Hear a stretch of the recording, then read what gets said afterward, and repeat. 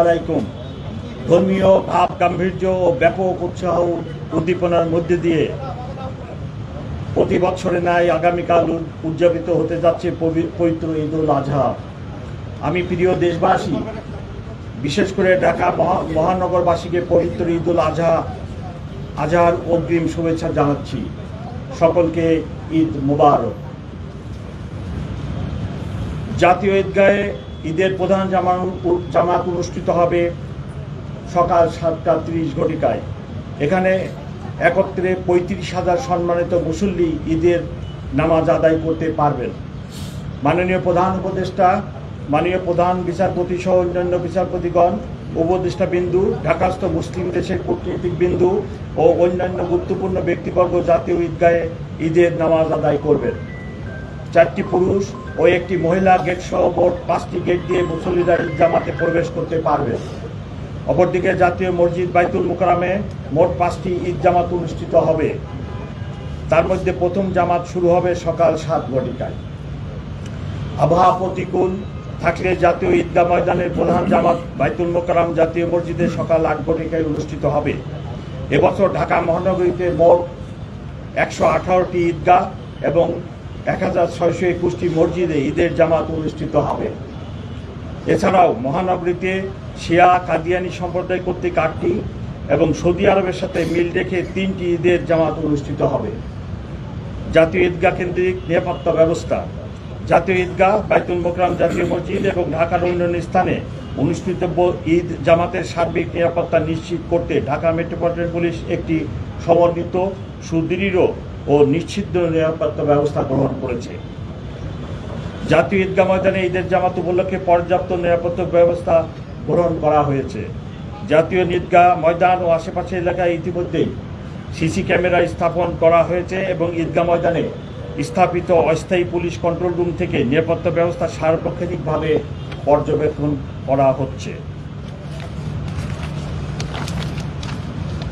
ঈদগাহ ময়দানে আসার প্রধান 3টি রাস্তার প্রবেশমুখে অর্থাৎ মৎস্য ভবন ক্রসিং, প্রেস ক্লাবের সামনে ও হাইকোর্ট ক্রসিংয়ে ব্যারিকেড ও তল্লাশির ব্যবস্থা থাকবে। ঈদগাহ ময়দানে প্রবেশ পথসমূহে আরসির মাধ্যমে সকল মুসল্লিকে প্রবেশ করতে হবে।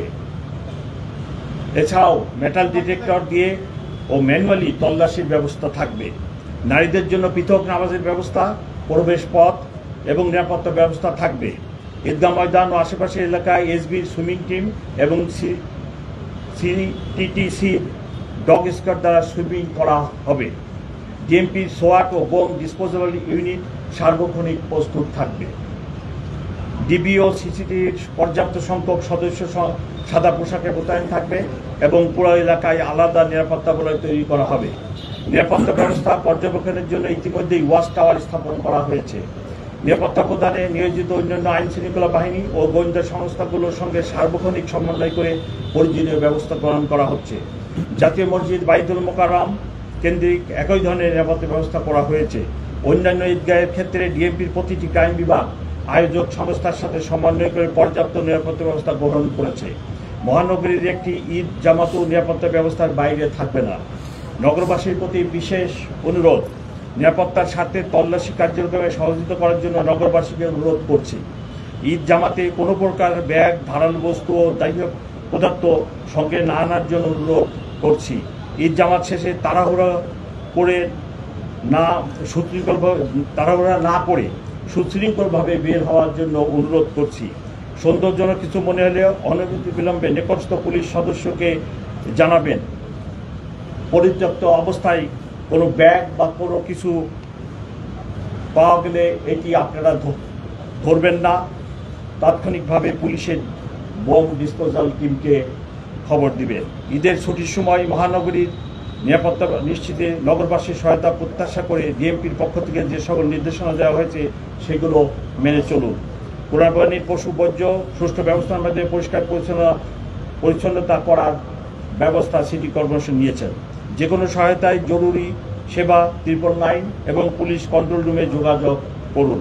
পবিত্র ঈদ উল আজহা সবার জন্য বয়ে আনুক অনাবিল আনন্দ ও শান্তি। এই প্রত্যাশায় সবাইকে আবারও ঈদের শুভেচ্ছা জানিয়ে আজকের মিডিয়া ব্রিফিং সমাপ্ত করছি। সবাই ভালো থাকুন। ঈদ মোবারক।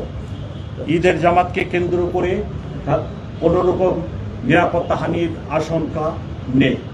Thank you very much. এখন Dhaka Immigration to Canada.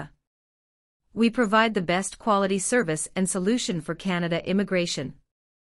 Please visit our website and contact for details.